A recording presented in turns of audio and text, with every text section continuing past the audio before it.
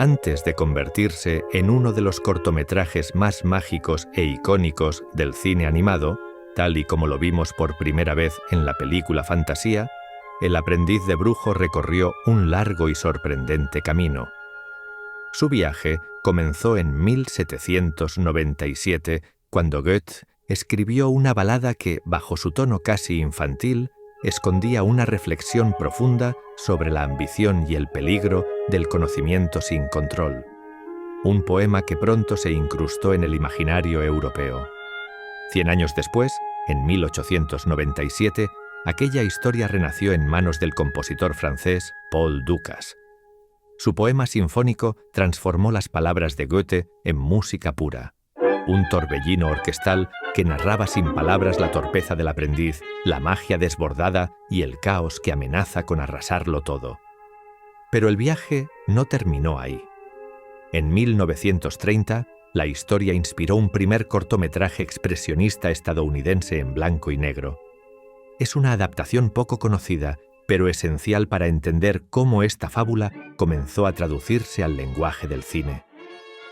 Fue un pequeño experimento expresionista que, con trucajes primitivos y sombras teatrales, intentó unir por primera vez la música de Dukas con imágenes en movimiento. Y con esto llegamos a Walt Disney. No es extraño que Disney bebiera de las influencias de su tiempo. Era parte esencial de su proceso creativo. Lo hizo una y otra vez a lo largo de su carrera.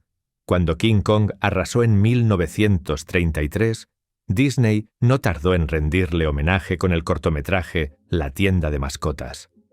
Del mismo modo, el colosal Chernabog, que domina una noche en el Monte Pelado, debe mucho a la figura imponente del Mefistófeles de Murnau en Fausto.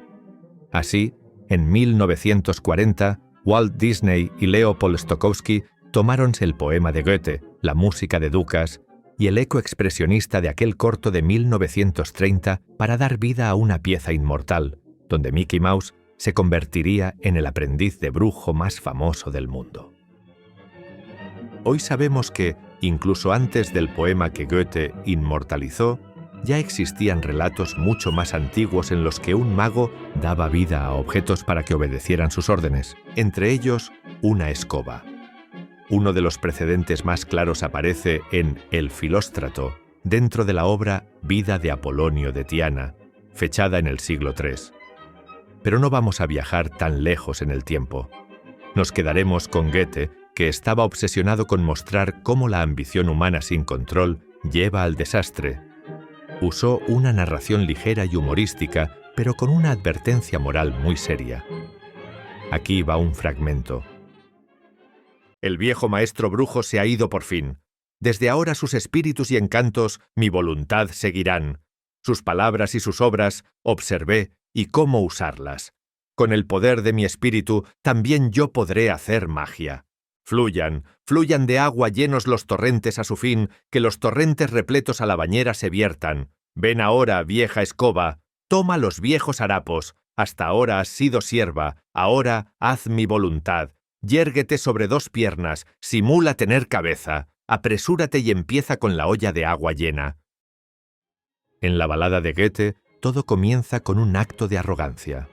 Un joven aprendiz, confiado y cansado de obedecer, decide usar la magia del maestro para que una escoba haga su trabajo. Lo que no comprende es que la obediencia ciega puede ser tan peligrosa como la desobediencia. La escoba no se detiene, el agua crece, y cada intento por controlar la magia solo empeora el desastre. Goethe nos dejó la moraleja: quien juega con un poder que no comprende, acaba siendo esclavo de él. En 1897, Paul Dukas compone El aprendiz de brujo, una pieza orquestal que parece escrita para el cortometraje de Disney décadas antes de que Walt siquiera naciera. Es una partitura que juguetea, tropieza, avanza, se desboca y finalmente estalla. Mickey Mouse está en los oboes, la magia en las cuerdas y la catástrofe en los metales que rugen como un océano en furia. Sin embargo, la historia del aprendiz de brujo ya había llegado a la gran pantalla 10 años antes. en 1930, en plena transición del cine mudo al sonoro, se estrenó un cortometraje estadounidense titulado también El aprendiz de brujo. Dirigido por Sidney Levy, contó con Greta Granstedt en el papel del hada, Fritz Feld como el mago y Bernard Siegel como el aprendiz. Era un corto en blanco y negro, claramente influenciado por el expresionismo alemán. Las sombras eran angulares y exageradas. El aprendiz tenía un aire inquietante y permanecía acompañado por una especie de hada que parece sugerir un interés romántico. La escoba animada, lejos de la versión cómica que veríamos años después en Disney, resultaba aquí más bien siniestra. El cortometraje combinaba actores reales con efectos visuales primitivos, recurriendo a sobreimpresiones, recortes y trucajes de cámara para representar la inundación descontrolada. Pero a diferencia del segmento de Disney, donde solo se inunda el castillo, en esta versión de 1930, el agua arrasa todo un pueblo. Lo más importante es que el corto intentó sincronizar la acción con la música, anticipando, aunque de forma todavía rudimentaria, lo que Disney convertiría una década después en un arte. Una técnica que, de hecho, el propio Walt ya había explorado en 1928 con Steamboat Willie. Y así llegamos al aprendiz de brujo tal y como lo conocemos hoy, la pieza más emblemática y querida de fantasía. A mediados de 1937, Disney buscaba devolverle protagonismo a Mickey Mouse, que por entonces empezaba a quedar eclipsado por Goofy y el pato Donald. Fue en ese contexto cuando, durante una conversación informal con Leopold Stokowski, Walt lanzó una idea audaz: crear un cortometraje especial, con una animación más sofisticada y ambiciosa que cualquier otra realizada hasta ese momento. Stokowski aceptó al instante dirigir la música, y lo hizo sin cobrar un solo centavo. Solo pidió una condición: libertad artística absoluta. La idea inicial era producir un cortometraje independiente de apenas 8 o 10 minutos. Sin embargo, el presupuesto comenzó a dispararse. Llegó a costar más que algunos largometrajes previos del estudio, y Disney comprendió que necesitaba un proyecto más grande para justificar aquella inversión.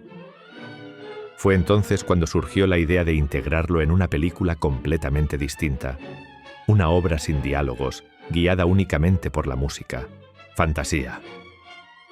Durante 2 años, los animadores trabajaron como si ellos mismos fueran los aprendices de brujo, supervisados por la figura imponente de Yen Sid, el mago cuyo nombre, como muchos ya sabéis, es simplemente Disney al revés. Para lograr el efecto visual que Walt tenía en mente, se utilizaron hasta 9 niveles de cámara multiplano, una técnica que permitía crear una profundidad y una sensación de espacio nunca antes vista en un cortometraje animado. Mickey fue rediseñado especialmente para este corto. Pupilas más grandes, movimientos más fluidos y un acting mucho más expresivo, inspirado directamente en actores de teatro. Este nuevo modelo marcaría un antes y un después en la historia del personaje. Y aunque hoy nos parezca un icono clásico, fue aquí, en El aprendiz de brujo, donde Mickey lució por primera vez el famoso gorro azul con estrellas y luna creciente. Un diseño que acabaría convirtiéndose en uno de los símbolos oficiales de Disney. El agua, por su parte, se convirtió en uno de los verdaderos personajes del cortometraje. Se animó a mano, cuadro por cuadro, basándose en estudios de filmaciones reales y en litros de agua vertidos por escaleras del estudio para servir de referencia a los animadores.